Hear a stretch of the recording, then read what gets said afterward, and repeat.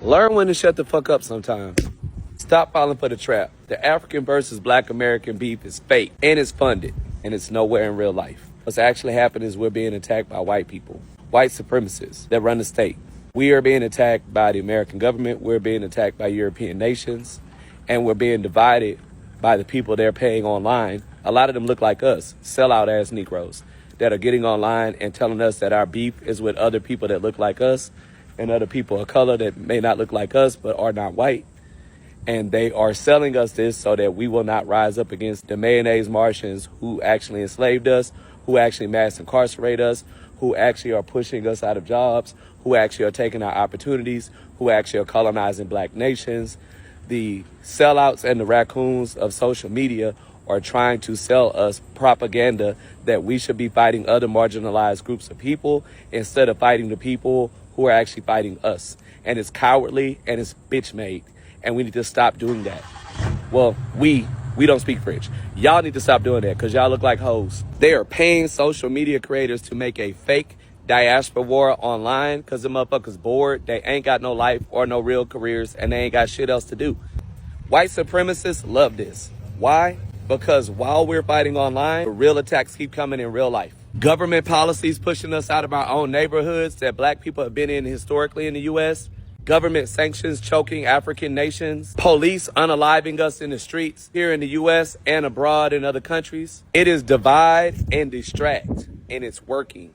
They don't want black Americans linking arms with black Africans. They don't want the diaspora united. They don't want us to have a swimming pool bigger than Kanye because a united global black movement could challenge the systems that are crushing all of us. From Washington to London to Johannesburg. So the next time you see Africans versus black Americans content and videos, ask yourself, who profits from this? Always remember, we are one people with one history and one struggle. Unite, resist, build, Black August, global black power, Pan-African unity. Y'all be cool. Diaspora wars do not exist in real life in the same way that black on black crime is not real. I have so many thoughts on this and so many points I want to hit, but I'm really going to try to streamline this. 1, prejudice and xenophobia can exist in any group towards any other group, but this idea that it is a war between the black ethnicities is crazy. White Europeans can't stand white Americans. Do they call that diaspora wars? They are from the European diaspora? No! The same way that they never use the phrase white on white crime. 2, if you notice, most of these conversations happen online. We live in an engagement economy, right? Where there is actual financial benefit to getting people to interact with your content, whether positively or negatively, because the algorithm cannot decipher that. It can only decipher engagement. So oftentimes it's an unpopular opinion from one person of a certain ethnic group that is then amplified because people are obviously having large reactions to it, and then is projected as a thought that the entire ethnic group has. And oftentimes these are between groups of people or people who have never even met the other people they're talking about. I'm just using this comment as an example, but you're using your basis of understanding of Black Americans from TikTok, I can only assume, because you're not interacting with Black Americans in real life. Because these conversations do not exist in real life in the same way. And the fact that you're getting these types of videos on your For You page is telling me you're probably interacting with content like this because I make a point, because I get paid from TikTok, so I know how people get their money, and I will not interact with something, especially if I think it to be harmful, like I think a lot of those diaspora war videos to be. I will not engage with it. But when you do engage with it, you're going to get more and more content like that on your For You page, reinforcing the idea that this is how a large group of people think, instead of this is content that the algorithm thinks is tailored towards me. And lastly, as somebody who travels the world and barely sees other African Americans when I do, and spends most of my time hanging out with African and Caribbean people of the places that I'm going to, we get along just fine. There could be cultural misunderstandings or assumptions, but for me in real life, I've met a variety of Black people and I've never experienced this diaspora war thing in person. But what I have experienced is Black community, but that doesn't get as much attention as these diaspora wars. So I think it would behoove us to actually ask ourselves, who does this narrative of us constantly infighting actually benefit? And does that truly encompass your day-to-day experiences with people. Alright everyone, welcome back to the channel and I hope you are all doing good. What if the so-called Black Diaspora War wasn't real at all?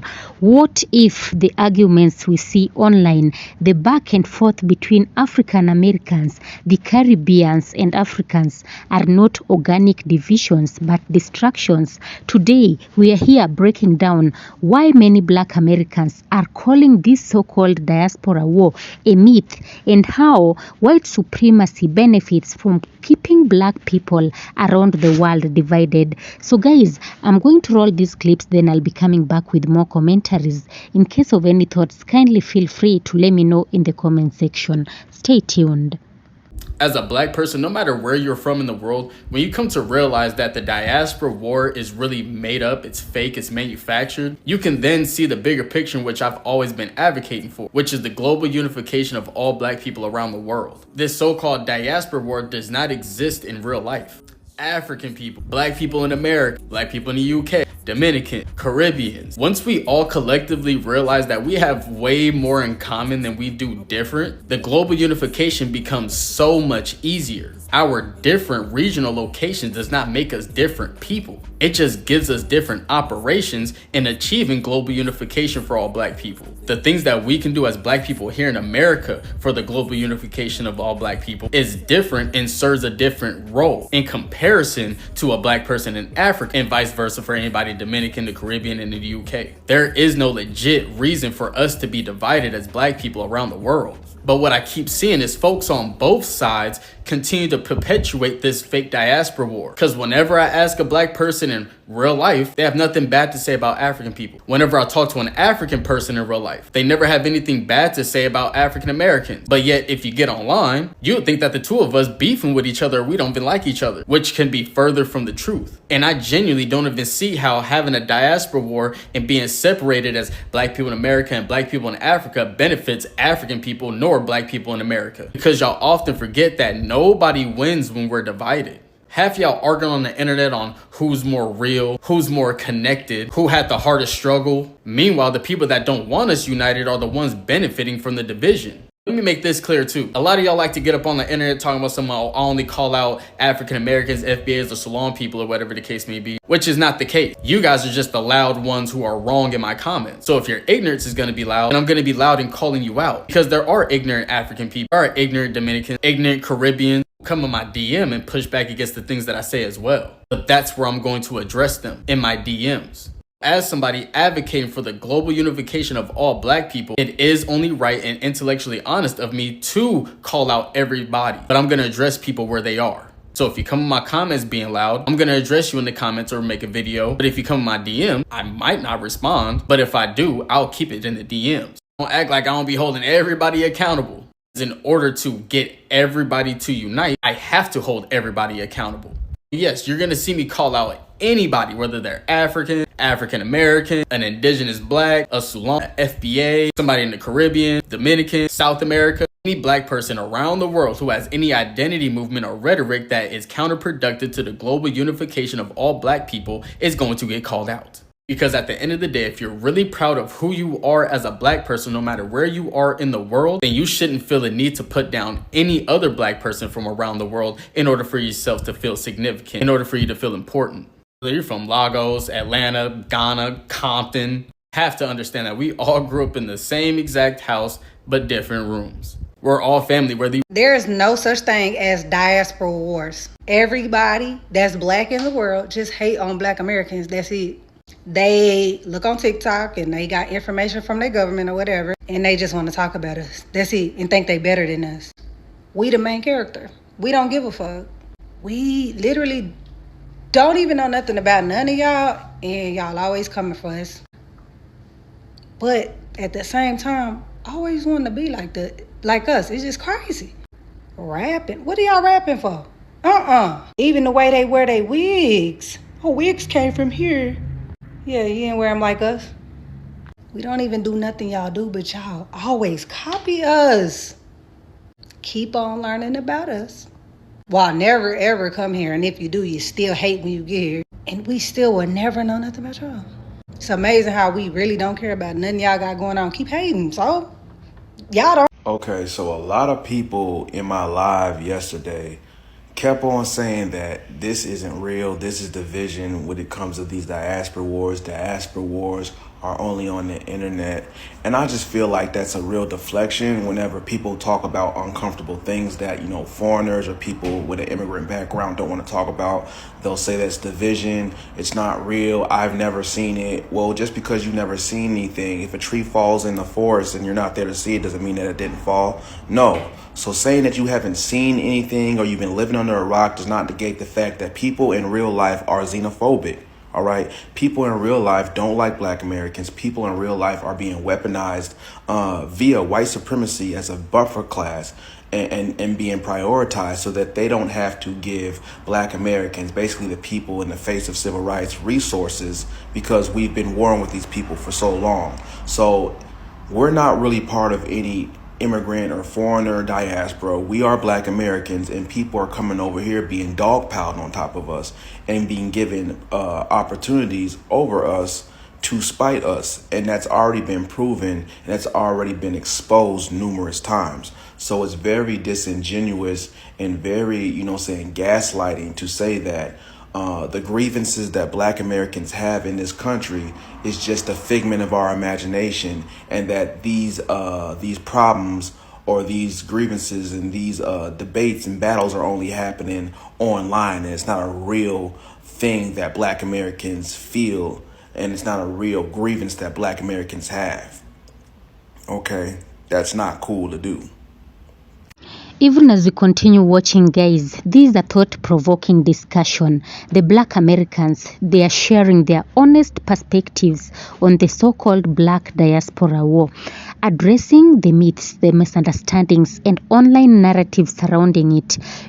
Guys, many voices in this conversation reveal why the idea of a diaspora conflict is exaggerated or fabricated, and how focusing on it distracts from the real issue: systemic racism and white supremacy.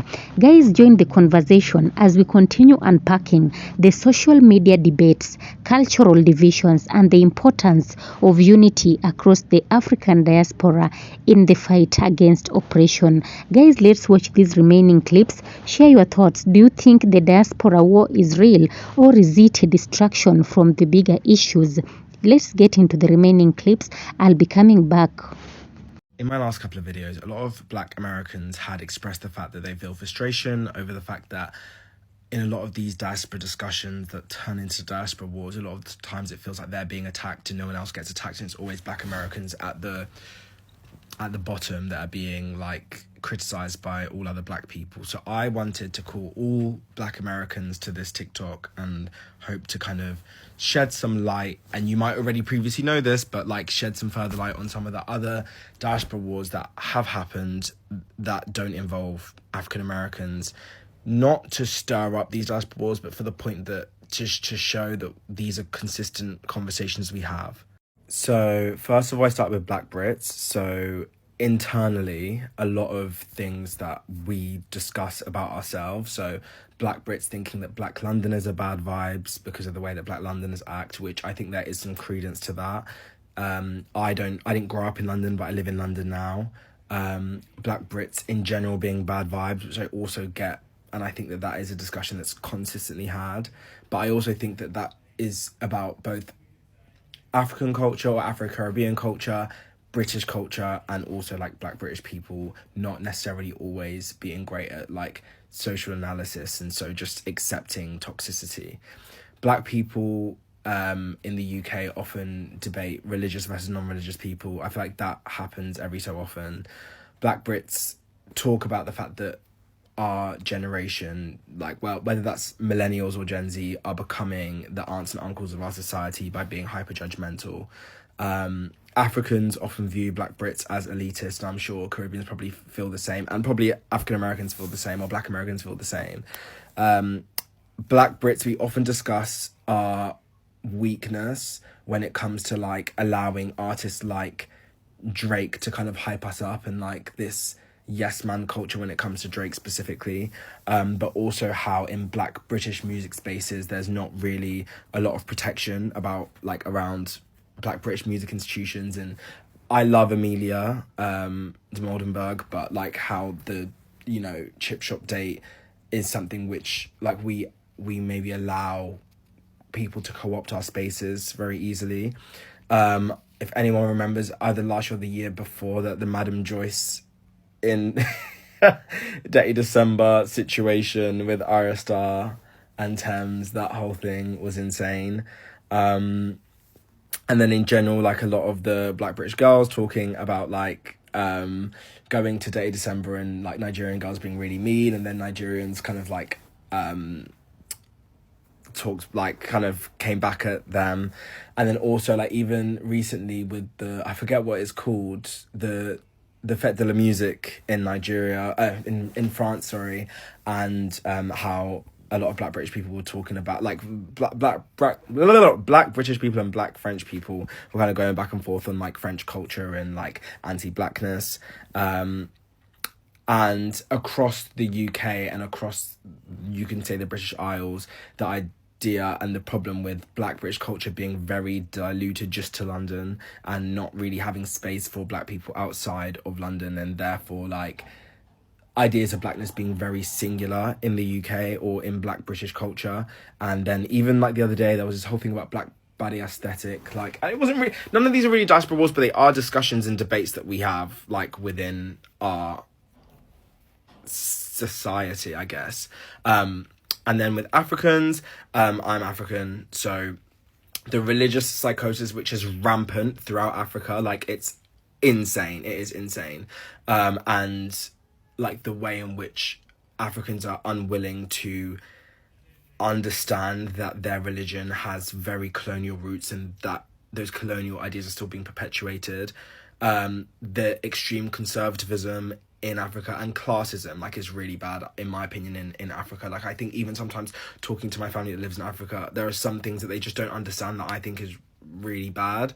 But because there's no class mobility, like, there's no expectation for there to be any type of like movement or like activism around not none, because I don't live in Africa, so like I don't want to speak on Africans' behalf. I know that there are probably many African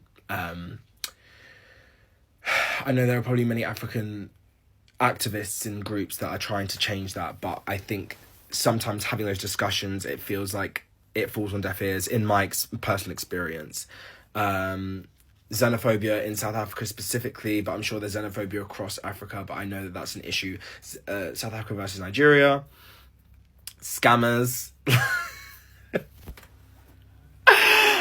and tribalism, like, which is like across Africa, like the issue of like there being no Pan-Africanism in Africa, and there being no willingness for that. For Caribbeans, I feel like I know a bit less because I'm not Caribbean, but I did say that I feel like Caribbeans feel sometimes as though their culture is extremely fetishized, and like exported, but they're not really supported as a people.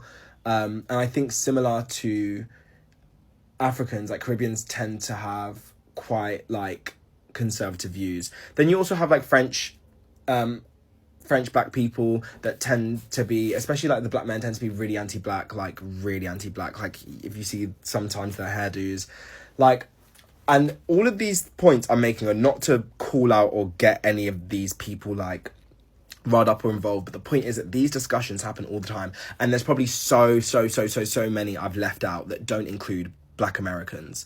Like, there's probably so many conversations which I'm not even including, like Black Canadian. I don't really know if we've ever had beef with Black Canadians. Someone asked about why we don't have beef with Black Brazilians. I don't think Black Brazilians have ever said anything about Black British people, like.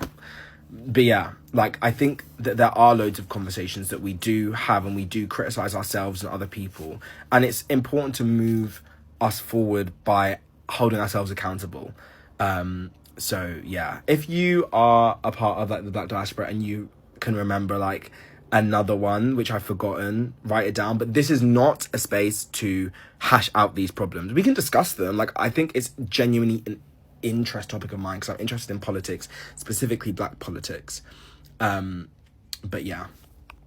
You know, every now and then I come with some unsolicited advice. But my advice this time is that if you see Black people tied up in a diaspora war, you are not Black, you are not of African descent, please do not get involved. Because I know my people. If you make a mistake and you put your mouth inside the trouble, they will come together and finish you. There's this guy on the internet. I won't say who it is, right? He feels like, bullied by a lot of African Americans, people that come under FBA. He feels bullied by them. So he goes, he banters with them. But recently, an African American was attacked somewhere, and someone went and spoke bad of an African American. This same guy came out and what he did to that person. Look, diaspora wars, if you see black British, continental Africans, we know that our situation is not good. If you see black British and black Americans going at it, hey, zip it. If you see South Africans, in a war right now, South Africans are at it with anti-Tiwa Savage. Look, diaspora wars, just don't get involved. Just be, when I say I just pass. Hey, diaspora wars, look, black people love each other.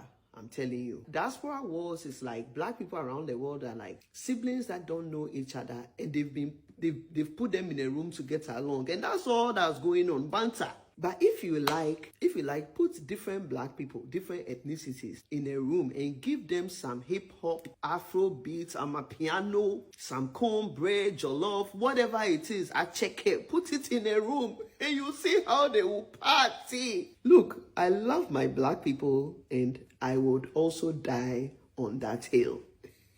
This is the Afritude movement. Just look. Chinese people, whoever you are, if you are not black, you are not of African descent, and you see diaspora wars, just keep it moving, okay? This is my advice to you. So guys, let's discuss this. First of all, kindly subscribe to this channel for more deep dives, discussions on race, culture, and community and empowerment. So, the online narrative.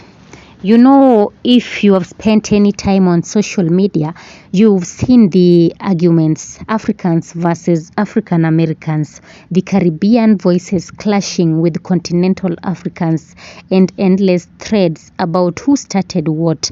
But when you listen closely to the voices on the ground, real people, not anonymous accounts, a different story emerges. Many black Americans are saying this is not a war, it's a social media illusion. And while we argue the systems that truly harm us, systemic racism, economic inequality, and global anti-blackness remain untouched, what people are saying is that, across podcasts, panels, and online discussions, more and more black Americans are rejecting the diaspora war narrative altogether. They point out that historically, unity among black people across continents has always been powerful, from Pan-African movements to civil rights alliances. So why would anyone want to divide that? Because division is profitable, division is powerful. For those who want to remain, those people who want to maintain control. Let's talk about white supremacy and the destruction. Let's be clear. White supremacy thrives on confusion and fragmentation. When black communities turn their frustrations inward, energy that could be used for progress gets spent on infighting. The idea of a diaspora war redirects attention away from institutional racism, global inequality, and the historical structures that oppress black people everywhere. So instead of asking who is better or who started it, the real question should be who benefits when we fight each other. That's the question. So unity has always been our greatest weapon across nations, across generations, across cultures. Whether you are African American, Afro-Caribbean, African, Afro-Latino, we share connected histories and intertwined struggles. Recognizing that truth is what threatens white supremacy most, because once we realize that there is no diaspora war, only shared liberation, we start to change the game entirely. So what do you think? Is the diaspora war real or just a carefully crafted destruction? Kindly drop your thoughts in the comments, guys, and let's keep this conversation rooted in truth and unity. Of course, all credit belongs to the original creators of this video. This video is meant for educational purposes and commentary purposes as well. Kindly don't forget to like, give this video a thumbs up, share the video for it to get to a wider audience, and also subscribe for more honest conversations about race, culture, and power. Hit that notification bell, guys. Thank you so much, guys. Have a nice time. Peace be with you.